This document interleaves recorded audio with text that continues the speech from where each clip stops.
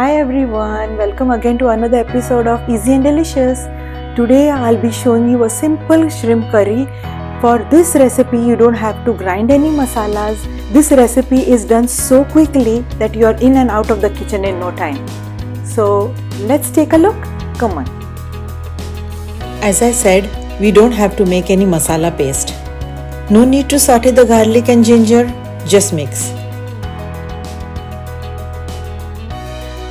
The main gravy is with the onion and tomatoes.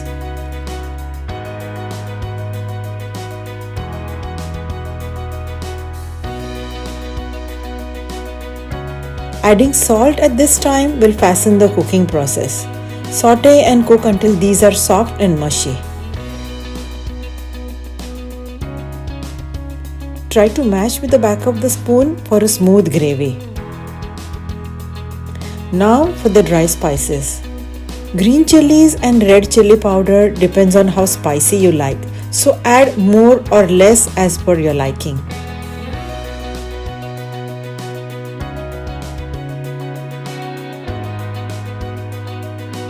We will now cook these spices for the flavors to mix. Cook on low flame so that the spices don't burn. I keep mashing in between for a smooth curry. Try to use thick coconut milk so that the curry is rich and creamy. The aroma of the spices has filled my kitchen and it's so tempting. I prefer to add hot water and adjust the consistency as per how thick or thin curry you like. We will now half cover the pot to release some oil. Cook on medium flame. Wow, looks great already. This gravy can be used for potatoes also. Here I have jumbo shrimp and you can always use any that are easily available. Some coriander leaves while cooking will give a lovely flavor to the curry. This is one of my family's favorite curry base and I use it for a lot of other recipes too.